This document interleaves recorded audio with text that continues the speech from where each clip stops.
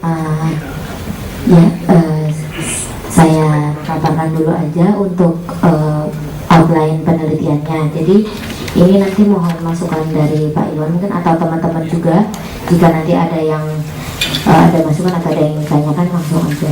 Jadi sebenarnya ini kita secara keseluruhan pengen tahu sebenarnya acara kita itu efektif nggak sih gitu. Acara kita itu efektif nggak, terutama modul pembelajaran yang kita susun itu kira-kira efektif apa enggak gitu. Nah itu indikatornya ya dua. Pertama sikap pesertanya terhadap IPE sama persepsi peserta terhadap lingkungan pembelajaran gitu. Next. Nah ini latar belakangnya kolaborasi itu menjadi satu poin utama untuk meningkatkan kualitas pelayanan kesehatan.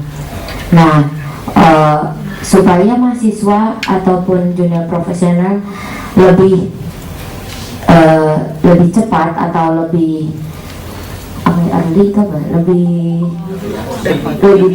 lebih dini untuk terpapar tentang kolaborasi, makanya bisa dipaparkan dengan interprofessional education. Nah sebelumnya juga kita sudah penelitian.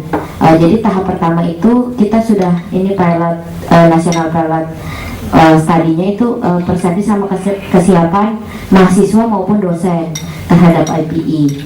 Nah mereka sudah bagus nih secara keseluruhan, persepsi dan kesiapan baik mahasiswa maupun dosennya bagus, walaupun lebih bagus mahasiswanya daripada dosennya. Kemudian ada harapan terhadap metode pembelajaran yang sesuai untuk IPE. Secara garis besar mereka menginginkan pembelajaran yang bersifat kasus reflektif dan simulatif gitu. Selain itu juga mereka lebih senang di tatanan komunitas, bukan di klinis seperti itu. Nah untuk yang IPE kemudian setelah dari tahap 1 tahap 2 kita mulai mencoba mengejawantahkan apa yang mereka mau gitu. Kita buat simulasi metode pembelajarannya seperti rekomendasi hasil kajian di tahap 1 tahap 2. Nah oleh karena itu kita nanti akan mengembangkan konsep pembelajaran dalam rangkaian acara Nusantara Health Kolaboratif 2014. Nah kita akan mengevaluasi efektivitas model pembelajarannya dengan indikatornya sikap dan lingkungan pembelajaran gitu. Nah ini secara umum tadi efektivitas pembelajaran IPE. Secara khususnya ada dua, yaitu sikap mahasiswa dan profesional kesehatan muda terhadap IPE sama persepsi mahasiswa dan profesional kesehatan muda terhadap lingkungan pembelajaran modul IPE tersebut. Next. Nah, jadi sebenarnya secara keseluruhan kegiatannya itu ada 3. Jadi penelitian efektivitas itu, terus nanti juga ada tim modul developmentnya gitu untuk mengembangkan modulnya itu ada timnya sendiri sama teknis acara di NHC sendiri gitu. Next. Nah untuk penelitiannya ini yang perlu masukan dari teman-teman dan Pak Iwan juga. Jadi kita tipe pembelajarannya itu ada 2. Yang satu ada cuma 1 hari, yang kedua itu ada 2 hari gitu. Jadi ada hari pertama dan hari kedua. Nah kita rencananya untuk hari pertama di pretest dulu, terus mereka mengikuti pembelajaran di hari pertama, kemudian dites lagi, kemudian soalnya yang ikut pembelajaran hari kedua itu tidak semuanya, yang ikut simulasi itu tidak semuanya, hanya selektif beberapa peserta karena terkait budgeting dan kapasitas ketersediaan sumber daya, jadi dibatasi yang di kedua itu kebanyakan pembelajaran adalah simulasi, field trip dan segala macam. Bukan kalau yang pertama itu kuliah, seminar, diskusi kasus seperti itu. Nah kemudian setelah hari kedua kita post test lagi apakah seperti itu bisa gitu. Kita mengukurnya berarti ini 3 kali kan.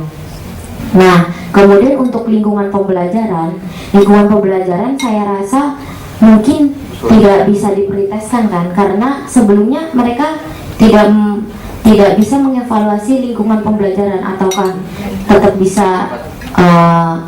bisa di pretestkan.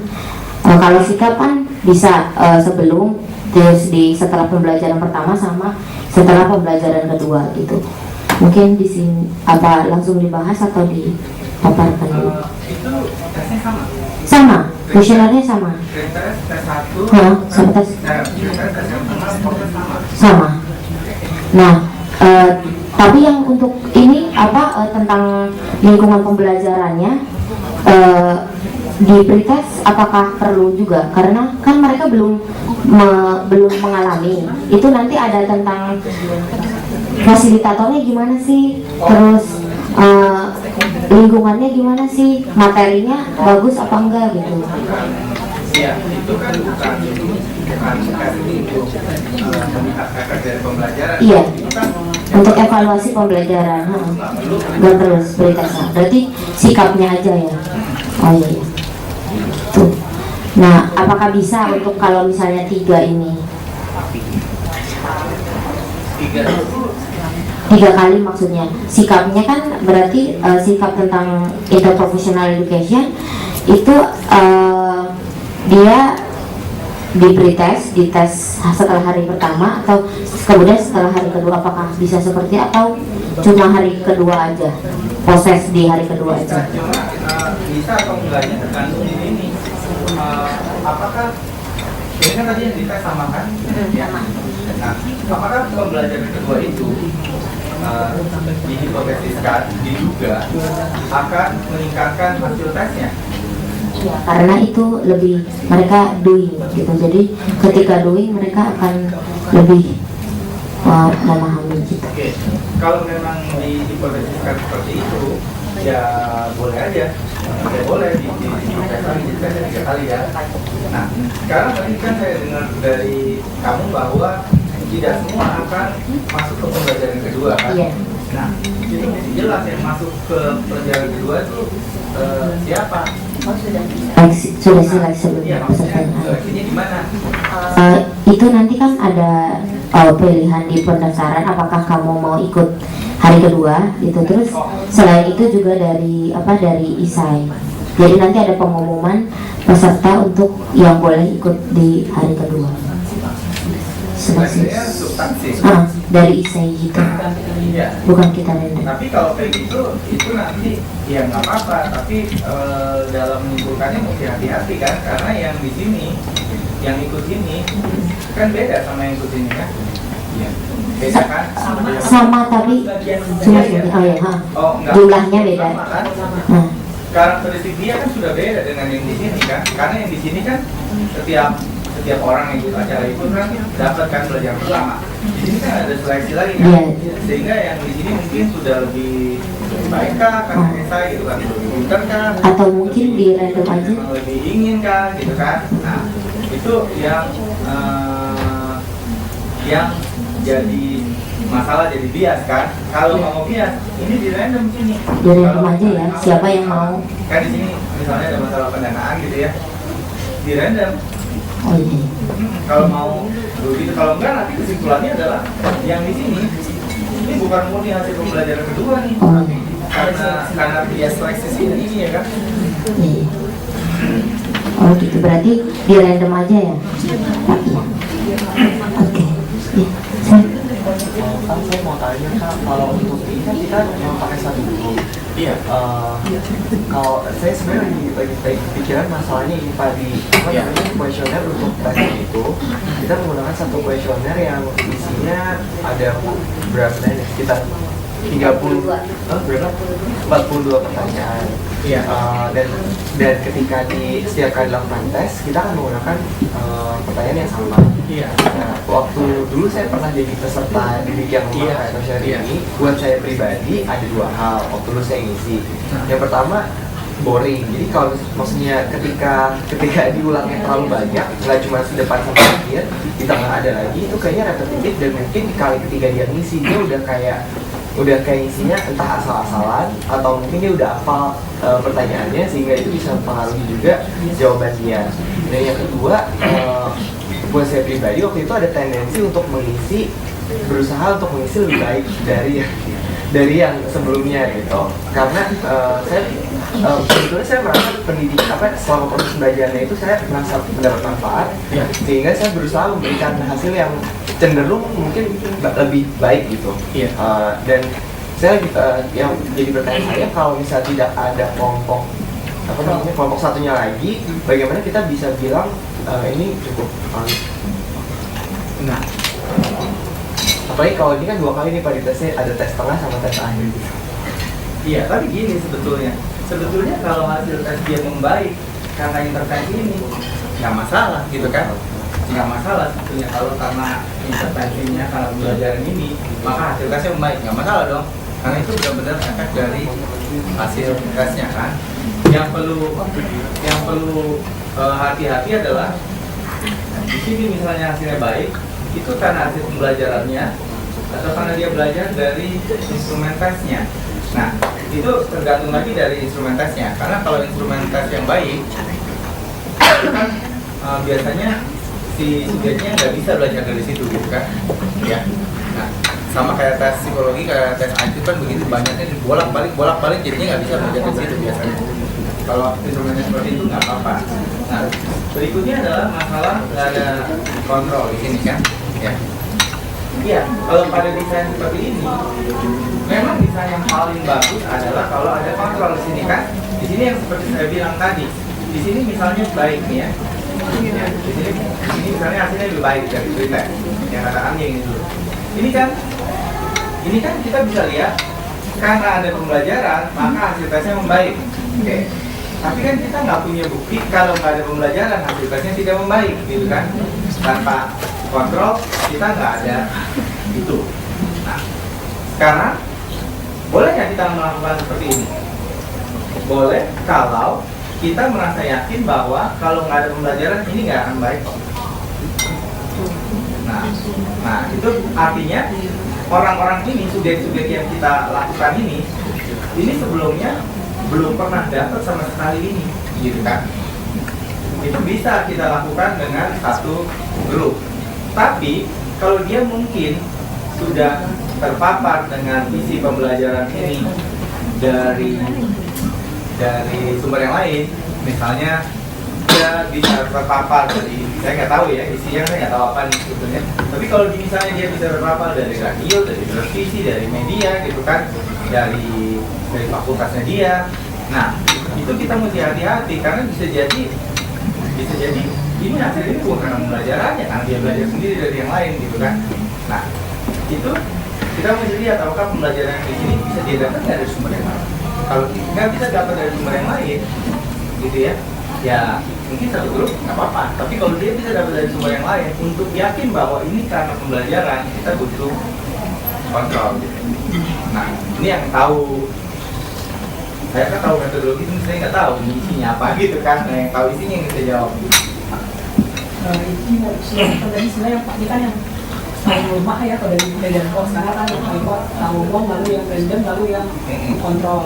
Ini yang berarti yang paling ini. Nah, tapi tadi karena ini kita harus dijelaskan biasa-biasa atau tesnya, jadi karena apa namanya, tesnya sebenarnya di blog saya udah sharing juga. Kalau di HP poster nanti tesnya positif dari ini tuh valid, jadi akan menggambarkan. Nah, untuk biasanya dari jawaban Bapak tadi banyak kebiasaan, bias history, bias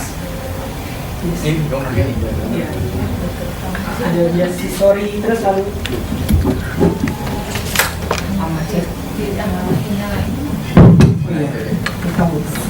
ya, jadi ada bias history, lalu ada bias bias recalling, ada bias yang Hawthorne effect, karena dia tahu dia sedang menjadi subjek penelitian maka dia performanya lebih baik. Nah, untuk itu tadi Wimsy dan saya sempat diskusi, ini ketua penelitinya Kak Wimsy sama Mbak Mpe, apakah kami bisa menggabungkan, kan desainnya kuantitatif nanti hasilnya Pak, sama kualitatif. Jadi kualitatif gunanya untuk mengidentifikasi confounding factor atau bias factor yang lain gitu. Jadi dengan ada kita in-depth interview, jadi seperti desain kualitatif, jadi baik dari semua stakeholder yang peran, misalkan yang dari pemberi materinya, fasilitatornya, sama mahasiswanya. Kira-kira ini beneran nggak dengan ini memang ini gitu, jadi menghilangkan diri yang lain itu kira-kira boleh tidak Pak kami gabung gitu, jadi desainnya yang ini memang yang bagian kuantitatifnya, tapi juga ditambah dengan ada teman-teman peserta dan teman-teman fasilitator ini yang kami interview juga. Sekian Pak, terima kasih. Bisa, nggak masalah desain. Yang pertama nggak masalah desain kuanti digabung dengan kuali, itu banyak dilakukan sekarang. Tapi kualinya belum ada di proposal ini ya. Nanti mungkin bisa dikonsultasikan ke Bu Rita ya, kualitatifnya. Jadi tujuannya agak berbeda ya, kuanti dan kuali ya. Kalau kuantitatif kan kita membuat penelitian sedemikian rupa dengan sampel yang dipilih sesuai dengan kriteria yang memadai, terus jumlahnya memadai, adalah supaya bisa generalisasi kan, ya, supaya tahu besarnya masalah, supaya tahu efek dari ini gitu kan. Nah, tapi kalau kualitatif itu kan kita mau tahu lebih dalam ya, kita mau tahu lebih dalam, mau tahu kayak dia bilang tuh bosen tesnya gitu kan, ya kalau tesnya bosen nggak apa-apa lah, jangan bosen di sininya gitu kan ya. Nah itu kan kita mesti, jadi kita bisa tahu dari kualitatif. Nah kemudian selain yang mau bilang tadi, kita bisa tanyakan hal-hal yang tadi yang pengaruhi. Nah tapi sebetulnya kalau hal-hal yang pengaruhi itu yang diduga confounder tadi, kita bisa tanya juga ke peserta sini ya. Kalau kita memang punya keterbatasan, kita hanya bisa melakukan satu grup ya. Nah kita coba untuk mengatasi confounder itu adalah kita tanya. Jadi ditanya ke pesertanya. Jadi nanti di lembar dia tuh bukan lembar pretest saja, selain nama, jenis kelamin, umur, tanya juga dia pernah terpapar hal seperti ini nggak? Seperti ininya tuh mesti ditulis secara jelas apa ya, secara jelas per topik. Udah pernah nggak ini, dari mana, dari sumber lain gitu kan, udah pernah dapat atau belum, sehingga kita bisa lihat nanti waktu toh Anda punya sampel kan banyak, jadi nanti kan kita bisa lihat itu ada efeknya apa enggak gitu kan. Kalau kita ambil yang murni yang belum pernah dapat sama sekali gitu kan, seperti apa? Iya Pak, untuk tadi apa pengalaman sebelumnya kita ada di kuesionernya ada apakah kamu pernah mengikuti pembelajaran dengan profesi lain, bahkan ada apakah kamu pernah berinteraksi, berorganisasi, bekerja gitu, itu ada. Jadi untuk mengetahui apakah dia punya pengalaman sebelumnya. Kemudian kenapa kita nggak ngambil kontrol, karena bingung Pak, kan ini acara pembelajaran IPI kan. Nah kontrolnya berarti harus pembelajaran yang lain gitu. Kontrolnya adalah yang tidak dapat pembelajaran IPI. Nanti pre-postnya gimana? Pre-nya kapan dilakukan, post-testnya kapan dilakukan? Oh ya, tunggu. Makanya kita mesti lihat. Ini kita lihat dulu. Ini pretestnya kapan? Ini pembelajarannya berapa lama? Sehari. Jadi sebelum mulai dia di pretest kan? Iya. Kemudian dikasih pembelajaran pertama. Iya. Post-testnya di hari yang sama. Oke, kita di sini dulu ya. Nah, jadi kalau kita mau pakai kontrol, kita kan ambil ini mahasiswa. Atau ada yang udah lulus juga? Mahasiswa sama profesional gitu. Oke, mahasiswa dan profesional yang tidak diberikan pembelajaran, ya, itu kita pretest, ya. Nah, idenya dulu ya, kita pretest. Sesudah itu, nanti di akhir hari dia kita post test. Oke, itu saya ngomongnya gitu kan. Nah, sekarang kan itu kan idealnya begitu. Sekarang kan kita mesti lihat nih, gini makanya. Ini acaranya di mana? 9 Regio. Bukan, pada acara apa? Ada acara khusus? Iya, acara khusus. Ini kan ada apa? Kayak seminar. Kayak seminar. Di fakultas apa di? Nah, enggak, tempatnya di fakultas apa di hotel kayak gini atau di mana? Macam-macam. Ada tergantung aula kampus biasanya. Selalu di aula kampus apa enggak? Kalau yang field trip kan ada yang baksos, berarti keluar juga. Nah, sekarang kan mesti dipikirkan kan? Oke. Sekarang dengan acara seperti ini bisa nggak kita dapat kontrolnya? Nah, iya, kamu harus jawab, bisa nggak? Nah, kan maksud saya gini, kalau acara ini di kampus, gampang kontrolnya kan? Kan nggak semua mahasiswa ikut kan? Banyak yang lain yang nggak ikut, diambil. Tapi kan kita bicara sekarang kalau acaranya seperti ini, nggak bisa jadi kontrolnya di mana? Nggak ada dong. Ya, kan nggak mungkin ada mahasiswa lain suruh datang ke sini, suruh duduk-duduk di sini, dites, jalan-jalan Plaza Senayan, nanti tes lagi gitu kan? Nggak ada yang mau ikut jadi pembelajaran gitu kan? Ya, kan nggak bisa kan?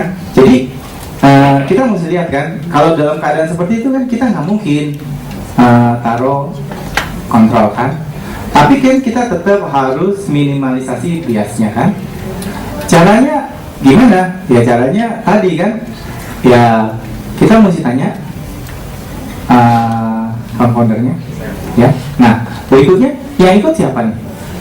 Milihnya siapa yang ikut gimana? Sukarela atau sukarela artinya kan? Ya. Nah nggak apa-apa.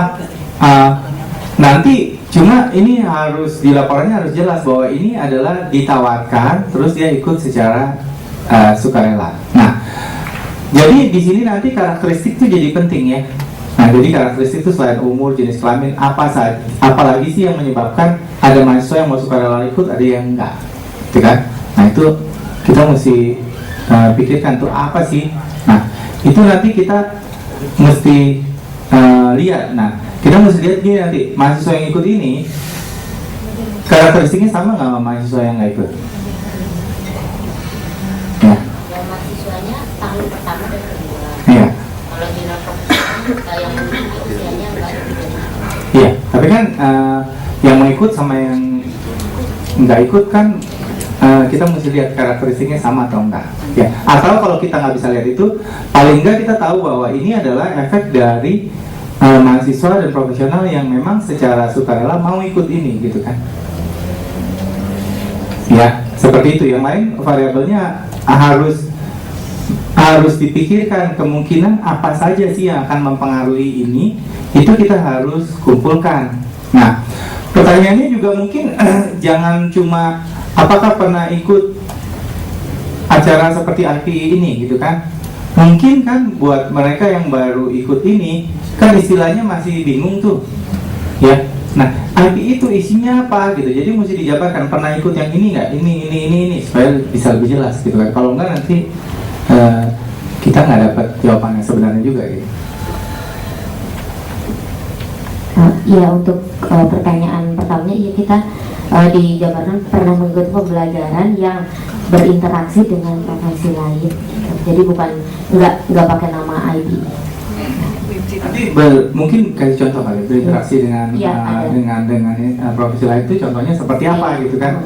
Karena jadi orang yang belum pernah ikut pembelajaran itu tahu oh maksudnya ini gitu kan? Karena kan mungkin dia dapat hal yang sama tapi namanya berbeda gitu kan? Ya.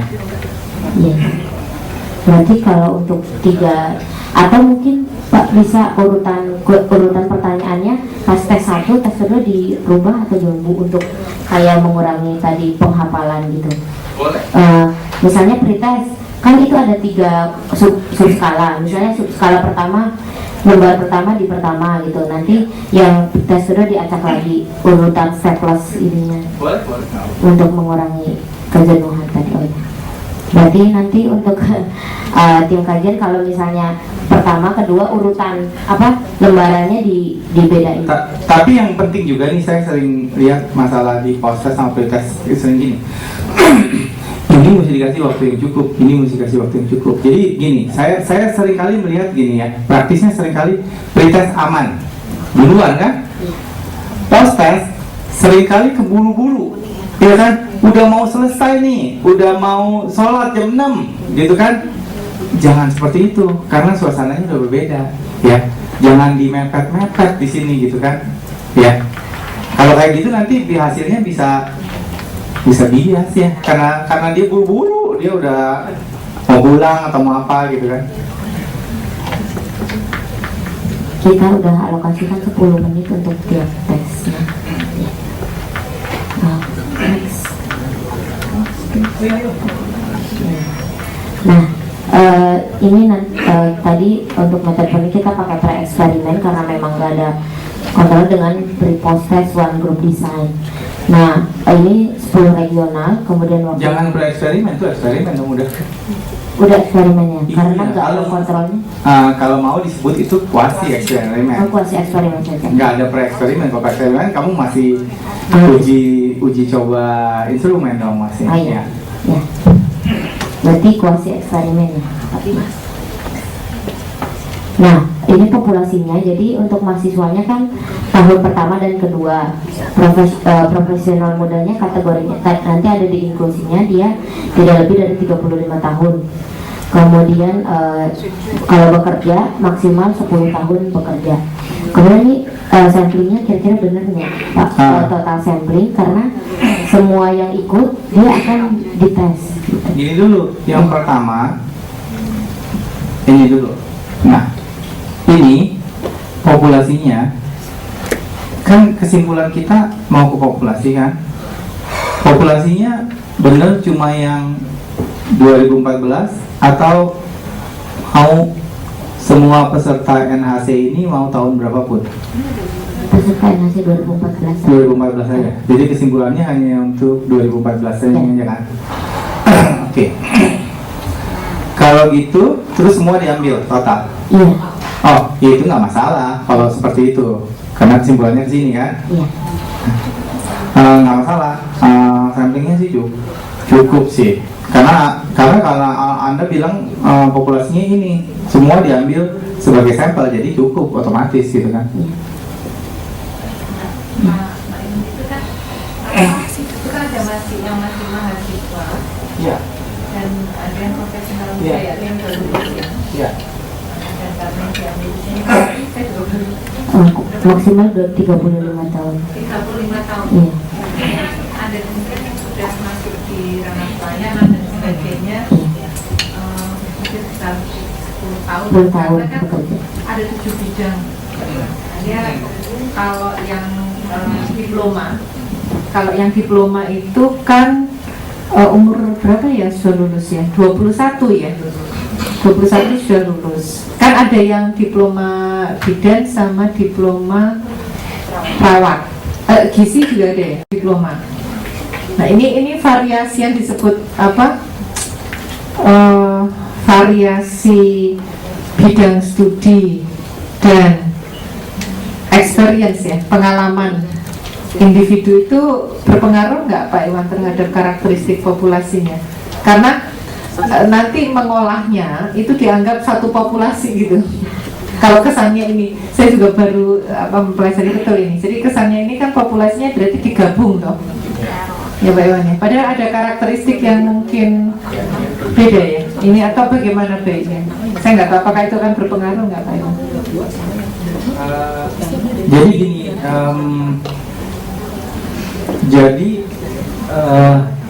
ini kan semua sekarang populasinya kan. Nah, sekarang kita harus berangkat dari hipotesis kita atau dugaan kita. Ini akan berpengaruh nggak kalau dia mahasiswa, terus ada profesional muda yang belum bekerja, ada profesional muda yang sudah bekerja. Itu hipotesis kita akan pengaruh nggak ke hasil ini? Oke. Kalau memang pengaruh, nanti hasilnya digabung jadi satu, yang ini nggak apa-apa. Tapi kita mesti punya hasil yang terpisah, ya, untuk melihat apakah benar ada bedanya atau tidak. Kalau ada bedanya nggak apa-apa, tapi kan kita jadi tahu kan, ini sebetulnya karena dugaan kita ada bedanya gitu kan, ya. Kalau kita menduga tidak ada bedanya, kita nggak usah analisis pisah gitu kan. Ada di kuesionernya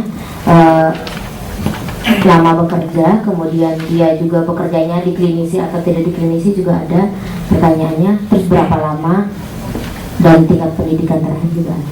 Tapi kalau nanti sudah harus, jadi selain diperhitungkan total, tapi juga diperhitungkan terpisah Pak, maka jumlah peserta sebagai total sampling pada setiap kali acara itu berpengaruh nggak proporsi antara mahasiswanya dan profesional mudanya? Karena akan beda banget gitu. Di sini nggak masalah karena Karena di sini kan pesertanya adalah peserta sukarela kan yang mendaftar gitu kan, jadi nggak masalah.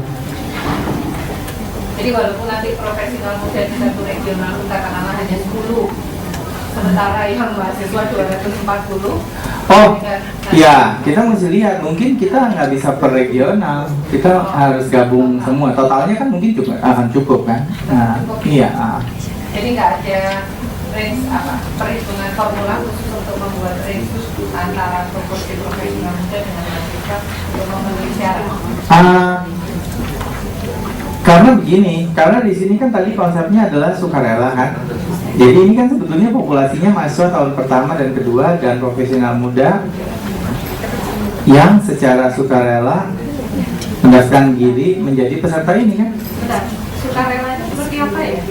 Daftar di web. Nanti kalau udah penuh kuota kan Ini ya kuota. Di Malang kemarin kalau nggak salah ada kriteria yang ya.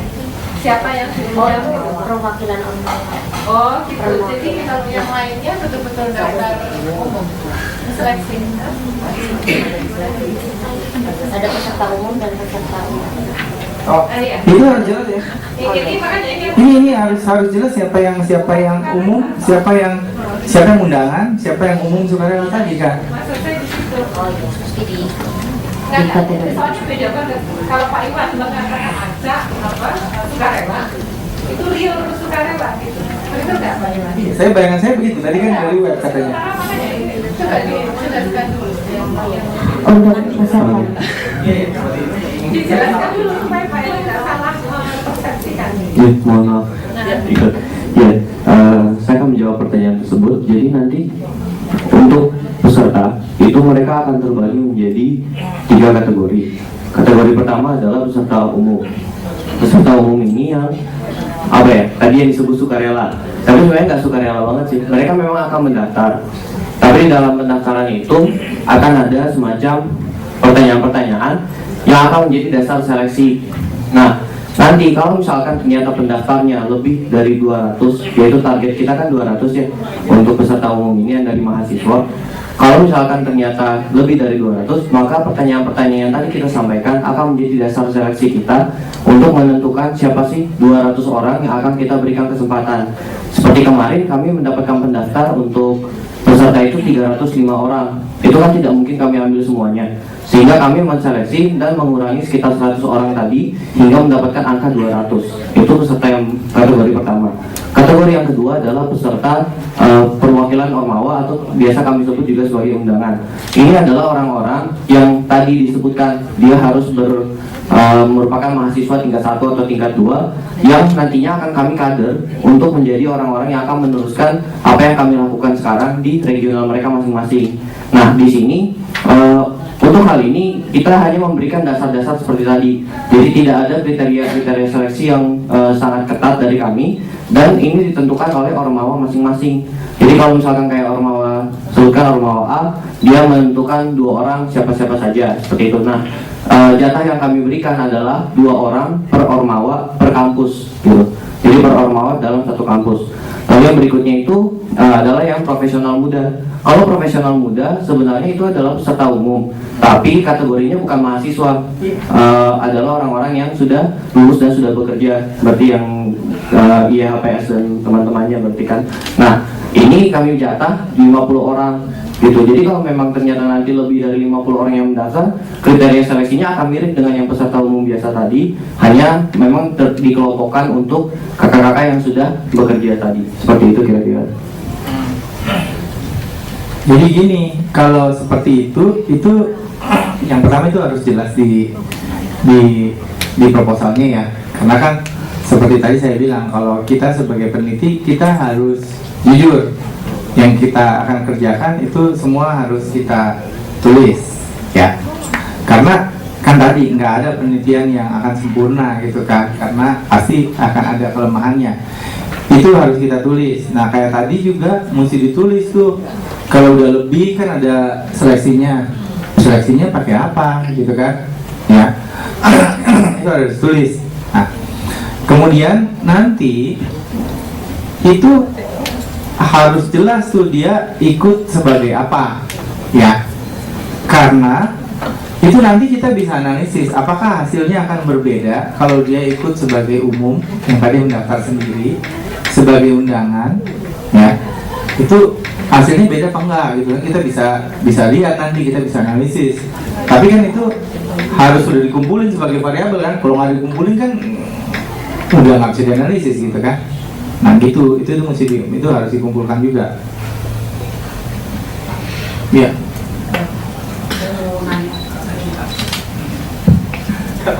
Nggak apa-apa. Ya, jadi tadi kalau yang saya tangkap dari pertanyaan Ibu Asita sebenarnya adalah mungkin sama terus sudah dijelaskan oleh nggak ada kuat lupa namanya Afasi Anomi Wandi, maaf Wandi ini ketua panitia acaranya. Jadi gini Pak, jadi mungkin pertanyaan tadi kalau saya tangkap adalah seputaran dari populasi target, populasi terjangkau dan sampel. Jadi itu memang kita dalam menarik populasi targetnya kan sebenarnya adalah yang pendidikan dan yang sudah praktik, tapi 10 tahun dia junior health profesional, jadi rentangnya kalau pendidikan itu 4-5 tahun kira-kira berarti 15 tahun gitu Pak. Lalu yang untuk 2 tingkat pertama, yang tingkat 1 dan tingkat 2 itu kita pakai kriteria seleksi mirip dengan yang kurang lebih yang sudah lulus, jadi yang 10 tahun terakhir. Sedangkan untuk yang tingkat 3 dan tingkat 4 itu diserahkan kepada ormawa masing-masing gitu Pak.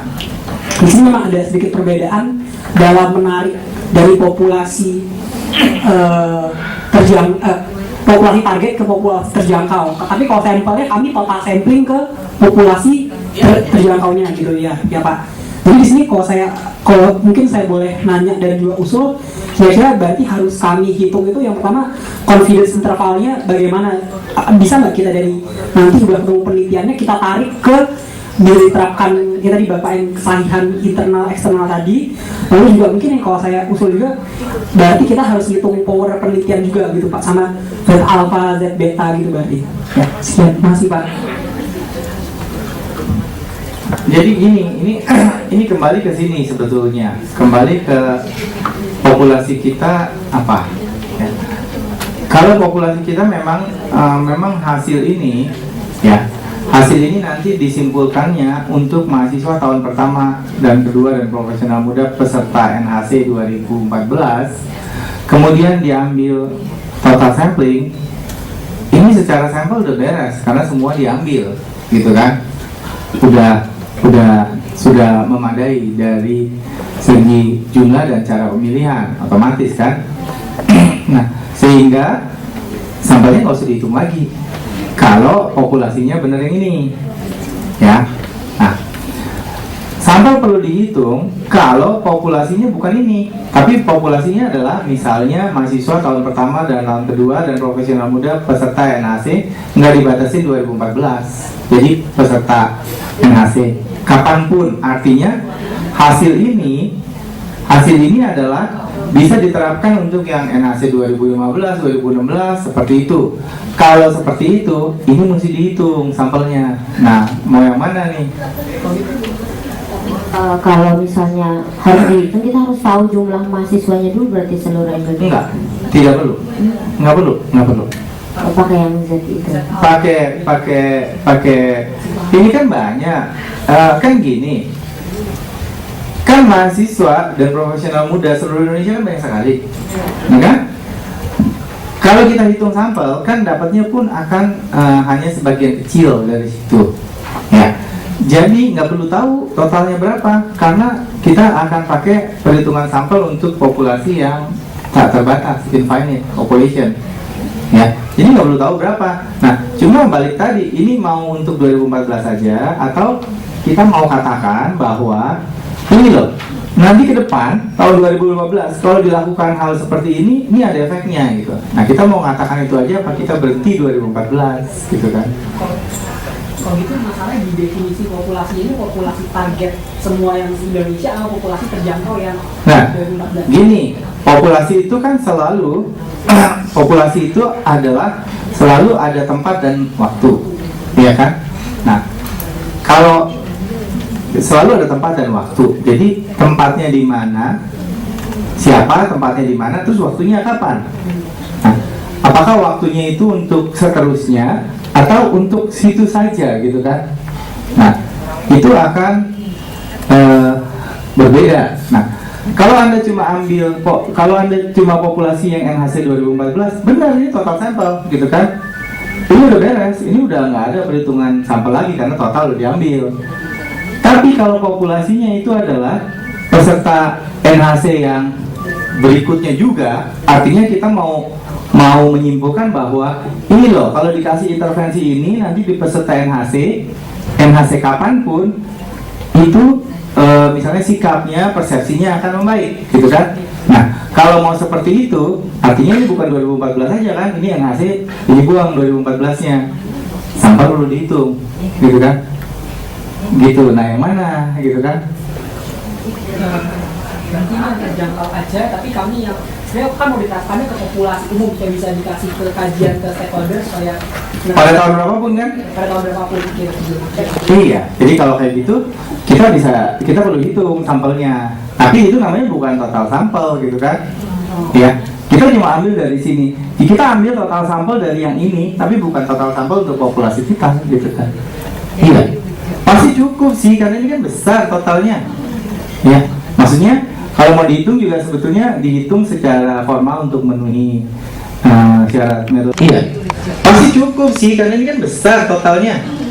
Ya, maksudnya kalau mau dihitung juga sebetulnya dihitung secara formal untuk memenuhi syarat metode penelitian gitu ya. Pasti cukup, nggak usah khawatir Anda punya besar, sampelnya 2000-an gitu kan. Mendingan dihitung. Nah, tergantung ininya makanya. Kalau mau dihitung artinya ini kita mau kesimpulannya lebih luas, bukan 2014. Itu gampangnya seperti gini loh. Contoh yang mudah gini. Misalnya kita mau penelitian obat baru nih ya, katakan obat buat apalah diabetes mellitus misalnya, ya. Nah, terus populasinya siapa? Misalnya penelitian katakan di Jakarta di RSCM. Populasinya siapa? Apakah pasien diabetes mellitus yang datang ke RSCM atau pasien diabetes mellitus yang datang ke RSCM tahun 2013? Artinya kalau saya batasi misalnya pasien diabetes mellitus ke RSCM yang datang 2013, saya bisa bilang kalau semua pasien diabetes mellitus saya ikut sertakan dalam penelitian, saya udah total sampel. Ya. Tapi kesimpulan saya, kalau dengan pernyataan seperti itu, desain seperti itu, kesimpulan saya adalah hanya untuk pasien diabetes mellitus 2013. Ya 2014 di RSCM 2014 saya nggak tahu gitu kan. Tapi kalau saya mau seluruh pasien diabetes mellitus, saya mesti hitung sampelnya. Ya. Kan gini, bisa pada penyakit tertentu kan pasiennya sedikit nih, katakan kanker otak gitu ya misalnya, saya mau penelitian prosedur kanker otak kan sedikit. Oh, saya ambil total sampel kok, nggak apa-apa dong, cuma 50, saya ambil 50. Iya betul, nggak apa-apa kalau penelitiannya, kalau kesimpulannya adalah untuk pasien kanker otak yang datang tahun itu saja ya.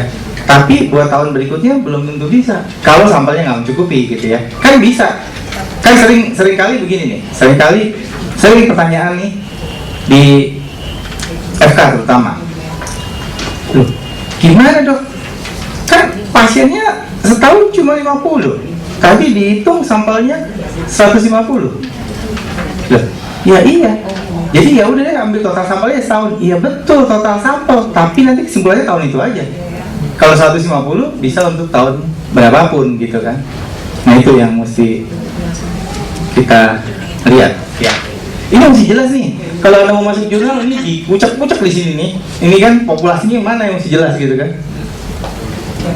Oke. Kalau misalnya juga pakai 2014 berarti harus ngitungnya pakai. Nanti kita bisa hitung sampelnya. sampel terus power tadi ya, apa pakai. Ya, kita mesti hitung gini. Kalau kita mau hitung nanti sampelnya, kamu balik sebelumnya deh yang ada di yang tadi. Terus, nah, kalau mau hitung, kita mesti hitung gini. Nah, ini dari pretest ke post-test ini yang diuji di pretestnya apa? Pengetahuan apa? Sikap. Oke.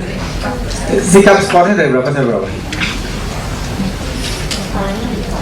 Iya, Likert kan satu pertanyaan. Oh iya. Ada berapa pertanyaan? Ada 42 42 pertanyaan, 5. kali 5.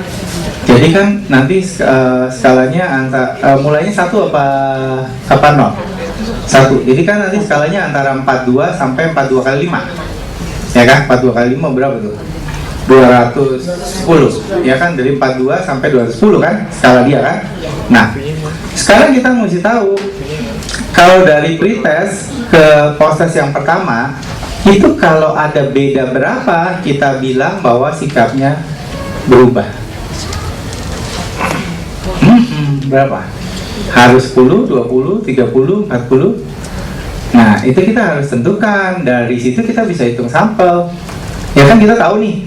Oke, rata-rata perbedaan rata-ratanya tinggal berapa nih? Ya, nanti kita mesti tahu itu. Kita mesti tahu simpang bakunya berapa. Ini kan instrumennya udah pernah dipakai tempat lain dong? Kalau yang ini belum. Belum. Ya, simpang bakunya nanti bisa diasumsi lah. Terus ya biasalah, setelah itu ada alfanya berapa, powernya berapa. Tapi yang paling penting kita mesti tahu itu harus beda berapa baru kita bilang beda.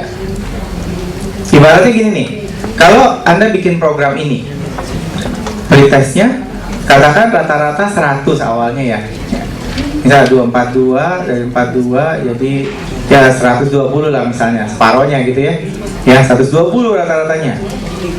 Setelah Anda lakukan pembelajaran, dia naik jadi 130. Anda udah bisa bilang pembelajarannya berhasil atau enggak? Belum tahu. Naik 10. Mesti naik berapa?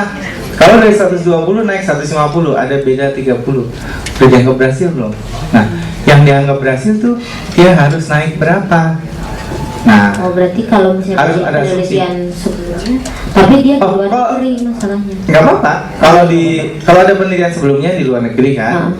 Nah, sekarang tinggal dilihat kalau penelitian di luar negeri itu tadi dilakukan di Indonesia, kira-kira naiknya akan sama nggak? Kalau sama ya bisa dipakai itu. Kalau enggak, ya di Indonesia naiknya lebih rendah atau lebih tinggi. Yang dianggap berarti. Kalau dianggap sama, karena standarnya harus gitu, ya udah itu bisa dipakai kan. Sebelum sesudah dia beda berapa gitu kan. Ya. Biasanya kalau yang saya lihatnya yang jika tapi juga saya nggak ada rujukan yang valid ya. Biasanya mereka pakai cut point itu 75% dari totalnya, itu yang dibilang yang bermakna. Di bawah 75 itu dibilangnya masih belum 75 dari 242. dari 210. Kok 210? Jadi dari 242 nih maksimal. bukan 42 Pak, tapi oh iya. Tadi kan 42. 0 sampai 100 ya, itu kalau misalnya 0 sampai Ini kan katanya 42 tadi, 42, kemudian ada 42 pertanyaan, Likert 1 sampai 5. Jadi minimal 42, maksimal 210. 210 maksimal ya. Maksimal 210. Jadi maksud kamu 75% dari 210. Maaf, saya salah, itu memang skala 0 sampai 100 bukan. Iya nggak apa-apa, kalau 0 sampai 175 ya ini 75% dari 210 dong. Iya. Ya sama kan, 75% dari 210 kan? Boleh nggak pakai kayak gitu sih? Boleh. Saya ngeliatnya cuma karena sering aja saya lihat. Boleh. Gitu, tapi Ada referensinya. Iya, apa nggak tulis referensi? Ada referensi. Boleh aja. Jadi kan di sini kan Anda tahu di sini harus 75% dari 210 ya. Bisa dihitung berapa kan? Nah, sekarang pretestnya kira-kira berapa hasilnya? Nah, sikap tadi kalau sebelum dikasih pembelajaran. Kalau di Indonesia belum ada penelitian. Di luar. Kalau di luar diganti dulu. Ya buka aja.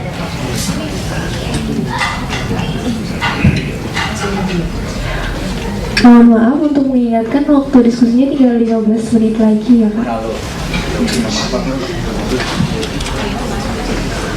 Enggak apa-apa.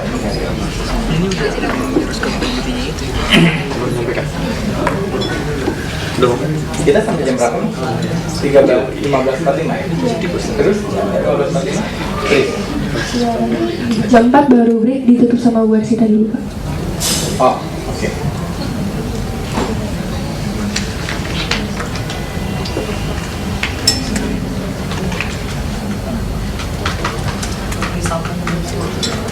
pakai instrumen yang sama kan? Nah itu kan ada pretestnya. Iya itu kan ada kan.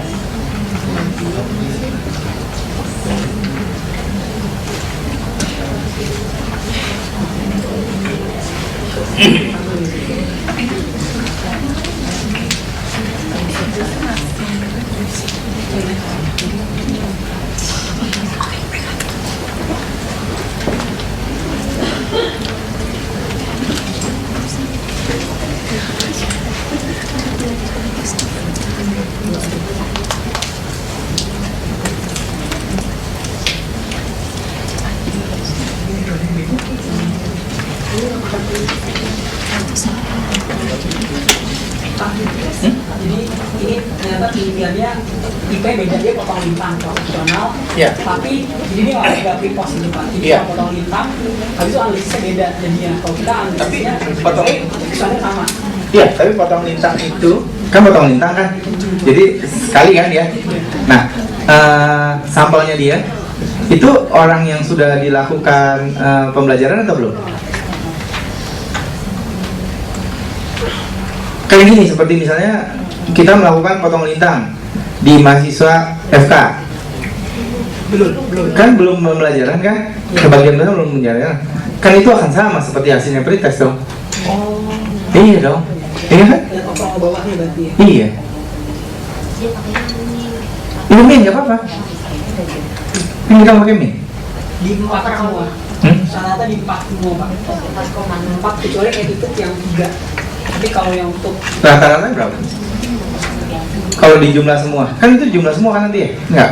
4,2, 4,6 sama Terus di bawah nggak ada semuanya. 3,61. Hah? 3,61 jadi rata-rata per item ya? Bukan di skor, di jumlah ya? Overall score di scale.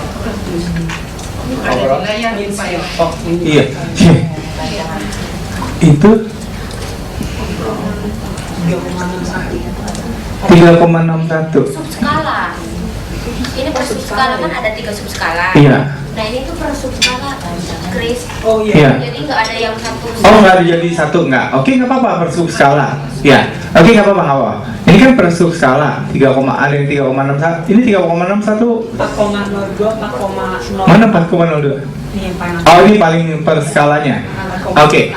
Nah, ini maksimum berapa nilainya kalau kayak gini? 5. Berarti ini 4 kali 42 Kak. Hah? Ini berarti 4,02 atau 4,06 atau 3,61 dikali jumlah item tiap pertanyaannya. Dikali 42. 42. Iya. 42. Iya, jadi mestinya ini dikali 42 ya. Iya. Nah kan dapat nih hasilnya. Oke. Jadi kalau dikali kan kira-kira 160-an skornya dia kan, kalau skor totalnya kan. Nah, itu dari 160, kan kita tahu nih, jadi pretestnya kurang lebih kalau kita jumlahkan semua 160-an. Totalnya kan 210. Dia mesti naik jadi berapa? Oke, kalau kamu bilang 75% dari 210 berapa coba hitung? 0,75 kali 210.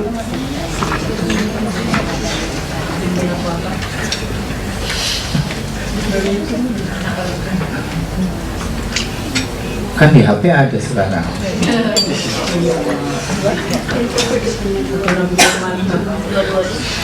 Hah? Oke? Kali 210 157. Nggak mungkin dong. Kan tadi dia udah 160.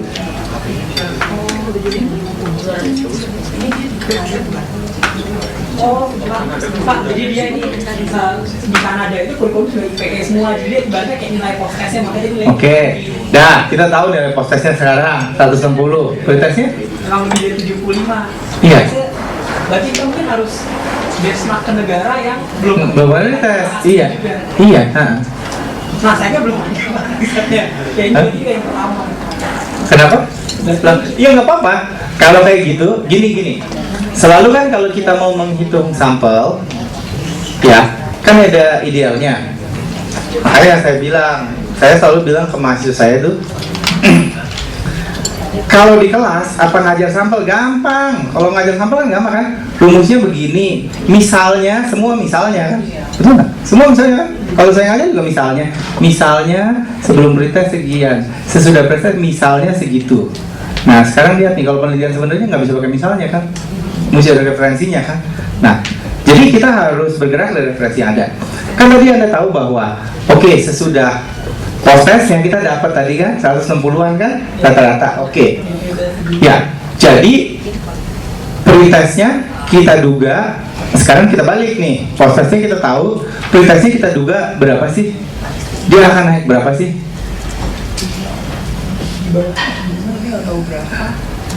Terserah. Jadi kalau dalam keadaan seperti ini ya kita harus duga lah. Iya berapa?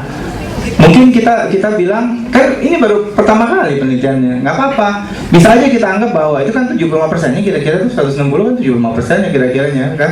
Nah jadi mungkin kalau belum, apakah cuma 50%-nya gitu kan? Kalau cuma 50%-nya kan sekitar 100 kan? Ya kan? Ya, sekitar 100 kan. Jadi kan kita tahu sebelum pretestnya itu rata-rata 100, post-testnya rata-rata kan 160. Jadi ada perbedaan sebesar 60 kan. Jadi kan nanti kamu kan punya bukunya tuh, kamu udah lihat rumusnya mu1 kurang mu2 nya kan udah tahu tuh 50 atau 60. Sekarang tinggal cari simbang bakunya berapa. Ya, bisa kan? Simbang bakunya tahu, powernya masukin, alfanya masukin, bisa dihitung. Kalau simbang bakunya nggak tahu, bisa diduga juga. Simbang bakunya ambil sebesar rata-ratanya atau 2 kali dari rata-ratanya. Ya, kalau mau ambil maksimal ambil 2 kali. Jadi saya itu 60, mu1 minus mu2 nya simbang bakunya ambil aja 2 kali rata-rata itu jadi 120. Itu simbang baku yang udah besar. Bukan pakai enggak jangan yang beda rata-rata. Yang beda rata-rata, jangan PV dong. Berarti kayak kelas dulu kajian pertama ya yang pakai beda rata-rata. Iya, sampel size yang untuk beda rata-rata. Pakai software yang itu aja. Iya. Enggak pakai.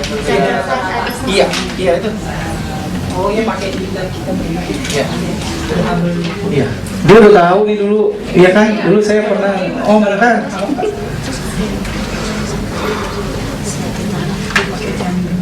yang dulu beda dua rata-rata.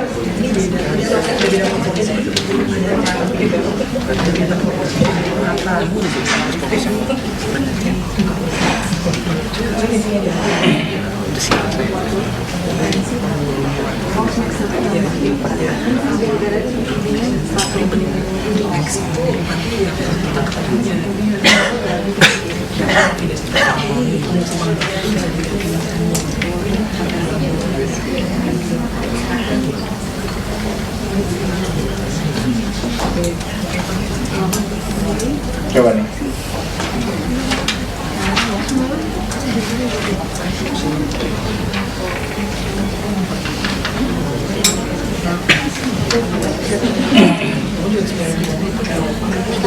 dulu sampel saja. Iya. Yang beda rata-rata pakai sampel saja. Jadi pakai yang estimasi.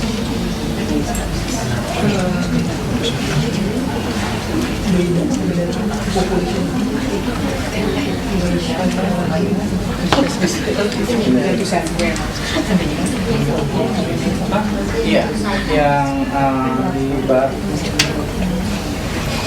Dua. Bukan, itu kan proporsi yang beda rata-rata. 7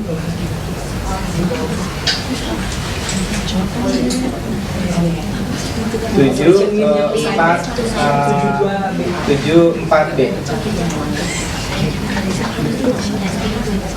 Ya. 74B ya.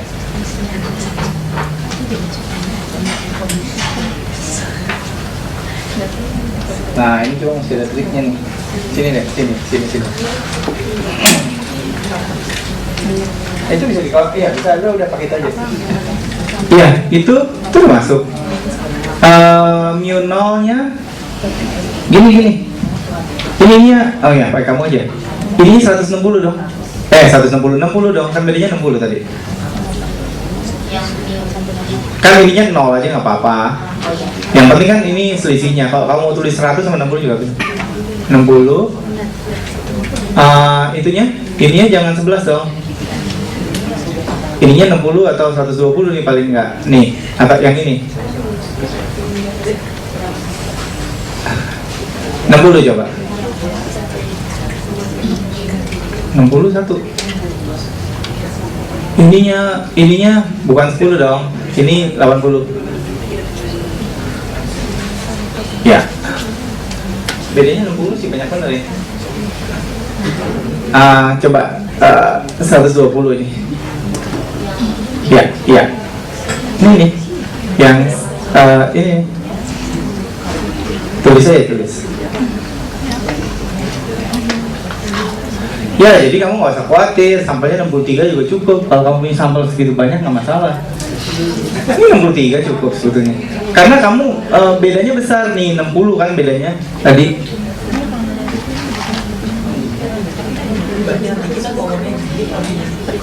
Hah? Awalnya naikin aja lah 90. Awalnya 90 masih bisa. Tapi memang kalau dilihat dari proposalnya sampelnya cukup besar, kok nggak masalah. Ini jadi kalau mau menghitung ini sebetulnya formalitas aja karena sampelnya pasti cukup. Ya cukup tuh.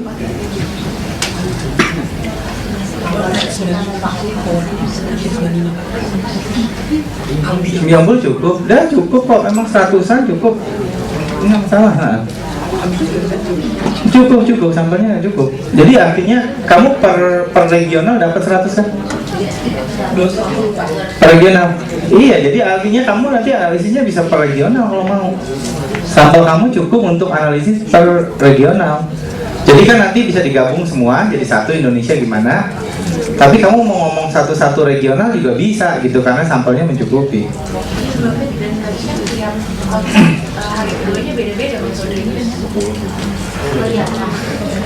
Nah ini apa lagi nih? Kan hari kedua hanya 50 orang tuh. Gimana Pak itu? Jadi yang di tes yang hari kedua kan tadi tesnya ada 3 kali. Iya. Tes yang kedua? Kedua itu post tes terakhir itu mengecil lagi jumlahnya. Ya nggak masalah. Nah, jadi gini, kan selalu kalau kita bikin penelitian itu kan nanti ini kan kita mau kesimpulannya kemana kan? Kemana tuh maksudnya?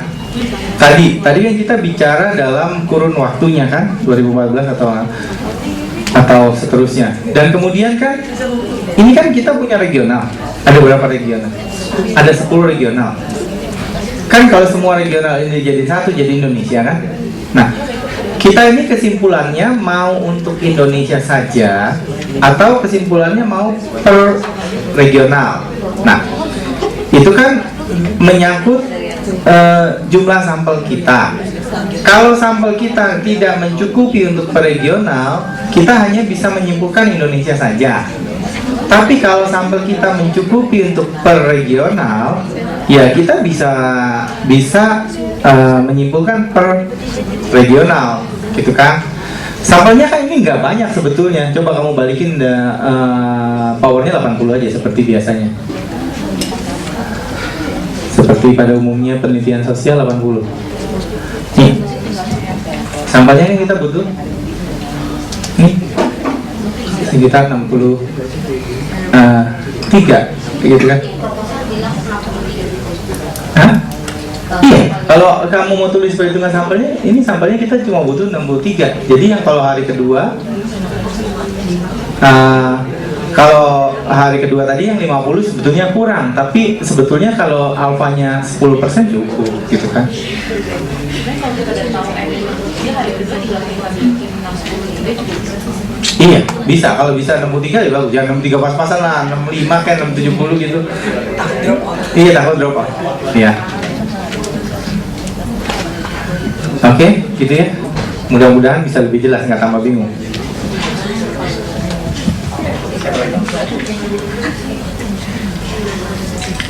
Sudah Kak.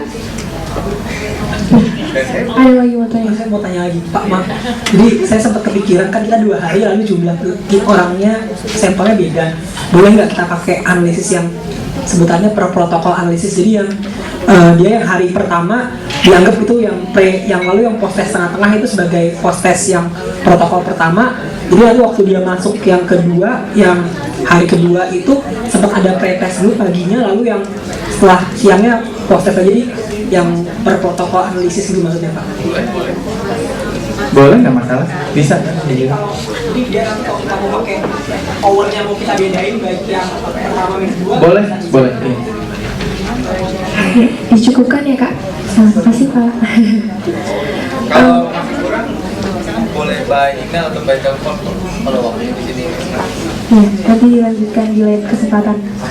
Ya, selanjutnya dengan sisanya sesi tanya jawab. Oh, belum. Iya. Maksimal jam 4 ya Kak?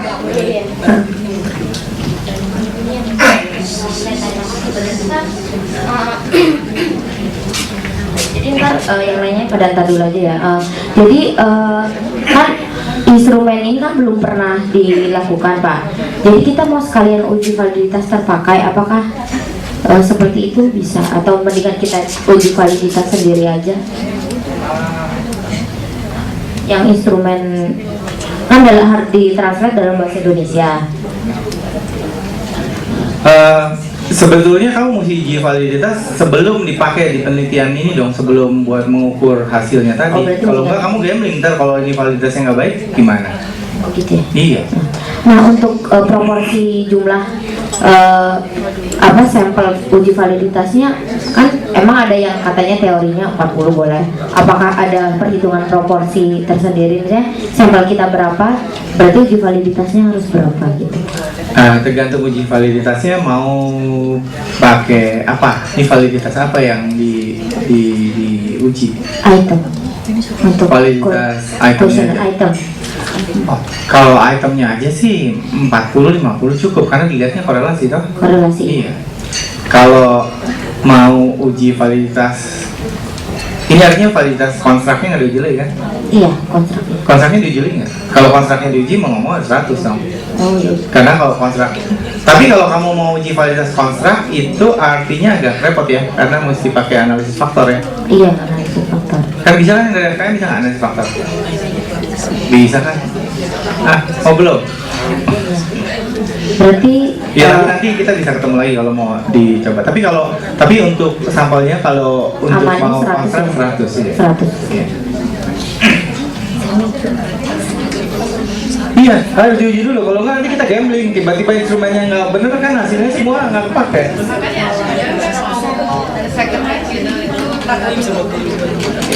Ya sekarang mau gambling apa enggak gitu enggak?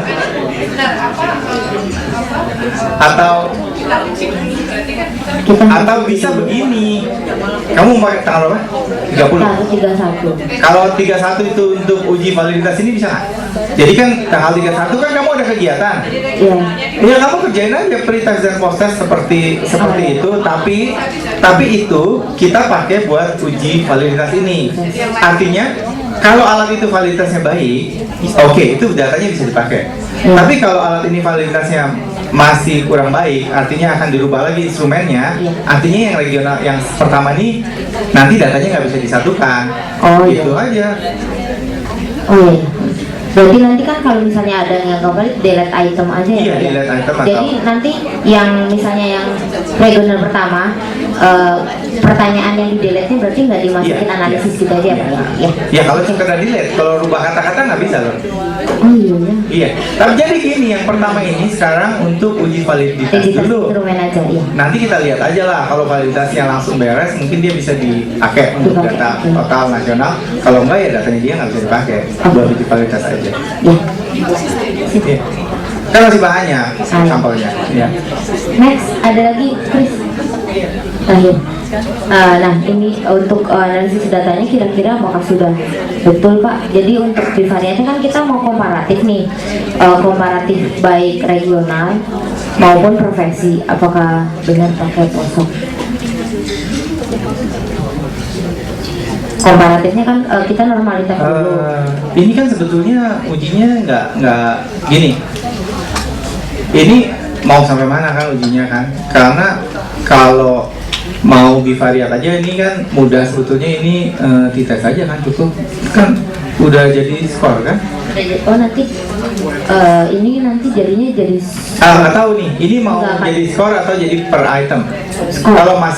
Kalau skor kan dia rentangnya jauh tuh 42 210. Tapi kalau per item kan dia rentangnya cuma 1 sampai 5. Ya kan?